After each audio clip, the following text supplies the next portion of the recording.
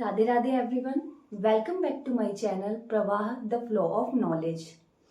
Previous video में हमने जो टॉपिक स्टार्ट किया था वो था इथोलॉजी। उसमें हमने इथोलॉजी की डेफिनेशन देखी थी और उसके से रिलेटेड जितने भी साइंटिस्ट थे जिनका एक इम्पॉर्टेंट रोल था इथोलॉजी के अंदर, उनके बारे में कुछ हमने इंफॉर्मेशन ली थी। आज के वीडियो में हम बात करेंगे मैकेनिज्म ऑफ बिहेवियर के बारे में कि हमारे अर्थ पे जितने भी ऑर्गेनिज्म प्रेजेंट होते हैं वो सब एक स्पेसिफिक बिहेवियर शो करते हैं। लिविंग थिंग्स के अकॉर्डिंग भी, नॉन लिविंग थिंग्स के अकॉर्डिंग भी उन सब का एक पर्टिकुलर बिहेवियर होता है। उसके बारे में हम स्टडी करने वाले हैं। इसके कॉन्सेप्ट्स क्या होते हैं, इसके पैटर्न्स क्या होते हैं, इनके बारे में हम आज स्टडी करेंगे। सबसे पहले हम इनकी डेफिनेशन देख लेते हैं कि व्हाट इज पैटर्न। तो पैटर्न के अंदर हमारा दिया गया है कि it is a sum of events and actions that together shows how things happen.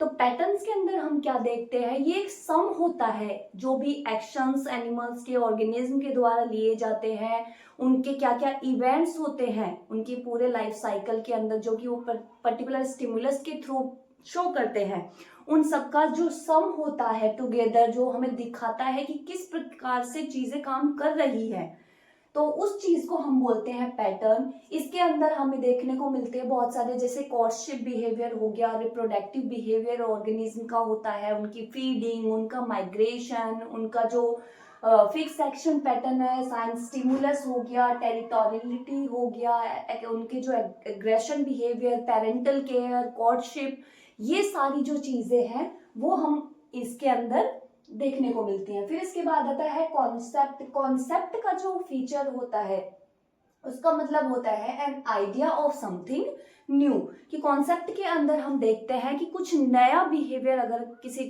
चीज के अंदर हमें लाना है, कोई न्यू आइडिया कि इस जो स्टिमुलस देने से क्या रिस्पॉन्स किसी ऑर्गेनिज्म का क्या आ रहा है, कोई न्यू डिस्कवरी हमें करनी हो बिहेवियर से रिलेटेड, तो ये कुछ नए आइडिया है कुछ नई चीज का, ठीक है, an idea of something new. अगर हम इन दोनों चीजों को मिला देते हैं तो इसको हम बोल सकते हैं कि an idea of new events या एक्शंस, जो कि हमें दिखाते हैं कि बिहेवियर किस प्रकार से हो रहा है। तो ये हो गए हमारे पैटर्न एंड कॉन्सेप्ट्स। तो इसके अलावा जो हम आज के वीडियो में पढ़ने वाले हैं वो सबसे पहले हम मोटिवेशन के बारे में पढ़ेंगे, मोटिवेशन।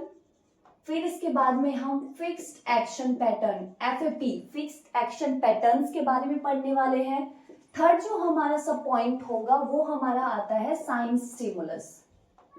साइंस स्टिमुलस, जैसा कि मैंने कल आपको साइंटिस्ट में बताया था कि साइंस स्टिमुलस किसके द्वारा डिस्कवर किया गया था, कोनार्ड लॉरेंज ने साइंस स्टिमुलस का कॉन्सेप्ट दिया था, और इसकी जो फर्दर डिस्कवरी थी या फिर इसके बारे में डेप्थ में जो किसी ने खोज की थी, डिस्कवरी की थी या फिर इसके ऊपर स्टडी की थी, वो कौन थे, हमारे कार्ल वॉन फिश।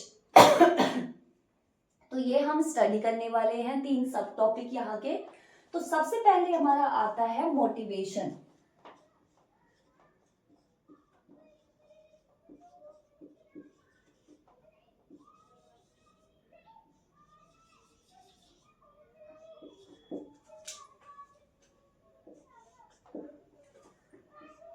तो मोटिवेशन आप सबको पता है कि हम कोई भी काम करते हैं, कोई भी चीज, हम किसी भी चीज के ऊपर रिस्पॉन्स शो करते हैं, उन सब का कहीं ना कहीं रिलेशन होता है मोटिवेशन से। मोटिवेशन अगर नहीं होता है तो हम किसी भी चीज के ऊपर बिहेवियर शो नहीं करेंगे। मोटिवेशन जो होता है वो 2 टाइप का होता है, इंट्रिंसिक मोटिवेशन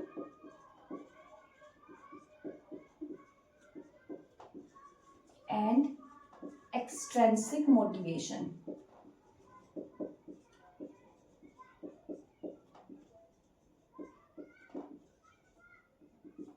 इंट्रिंसिक मोटिवेशन के अंदर हमारे मोस्टली आते हैं जो हमारे इंटरनल होते हैं, बहुत नेसेसरी होते हैं, नेचुरली हमारी बॉडी के अंदर से रिलीज होते हैं, और जिनकी वजह से हम कोई काम करते हैं, कोई बिहेवियर शो करते हैं, जिसके अंदर हमारी मोस्ट इंपॉर्टेंटली हमारी बायोलॉजिकल सिस्टम से रिलेटेड जो होते हैं, जैसे हमारी फूड हो गया, प्रोडक्शन हो गया,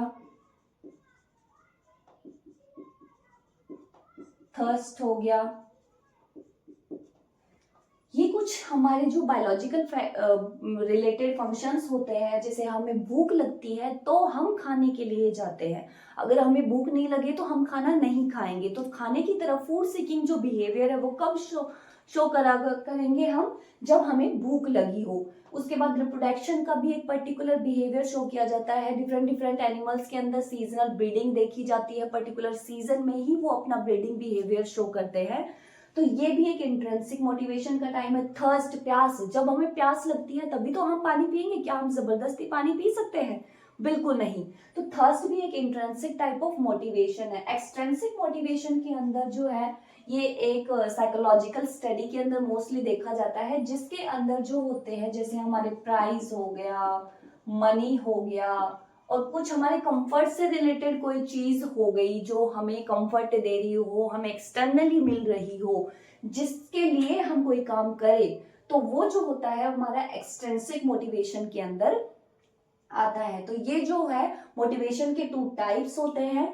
मोटिवेशन को एक पर्टिकुलर तौर पे जो है वो मूड के बिहाव पे डिस्क्राइब किया था ऑस्कर हेनरिथ के द्वारा।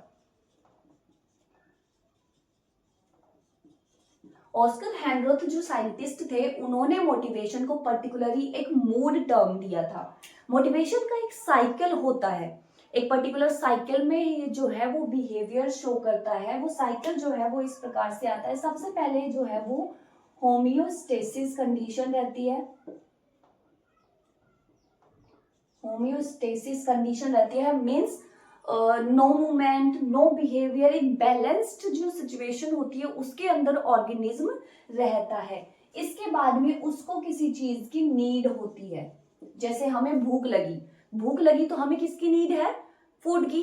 तो हम फूड के लिए देखेंगे। फिर इसके बाद आता है नीड के बाद में आता है कि ड्राइव, मोटिव। जो हमारा एपेटाइट है, भूख है, वो एक मोटिव क्रिएट करती है जो हमें भोजन की तरफ या फूड की तरफ जाने के लिए मोटिवेट करता है। तो जब एक ड्राइव और मोटिव यहाँ पे ओरिजिनेट होगा, इसके बाद में जो है वो फूड सीकिंग बिहेवियर यहाँ पे दिखेगा, या फिर जो भी है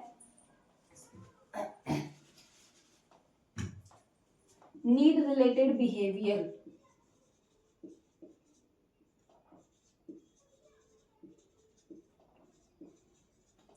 नीड रिलेटेड बिहेवियर जो है वो ऑर्गेनिज्म यहाँ पे शो करेगा। इसके बाद में फुलफिलमेंट ऑफ नीड होती है।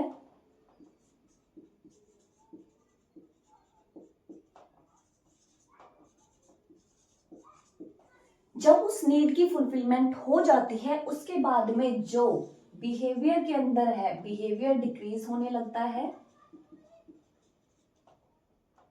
नीड रिलेटेड बिहेवियर ये डिक्रीज होने लगता है।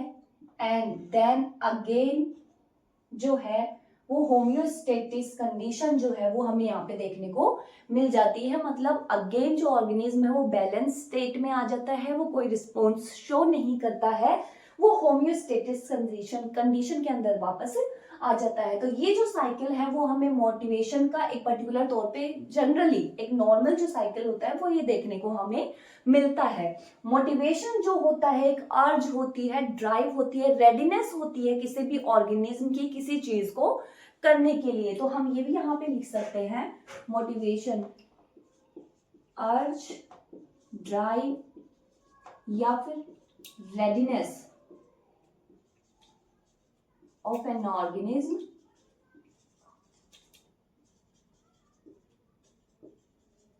towards particular behavior। तो ये छोटा सा कॉन्सेप्ट था हमारा मोटिवेशन का। इसके अंदर हमने मोटिवेशन के बारे में जाना है कि मोटिवेशन क्या होता है, कितने उसके टाइप्स होते हैं, और मोटिवेशन के अंदर मेनली प्रोसेस उसकी क्या होती है, उसका साइकिल क्या होता है, इस चीज के बारे में हम जाना है। इसके अब जो नेक्स्ट टॉपिक जो है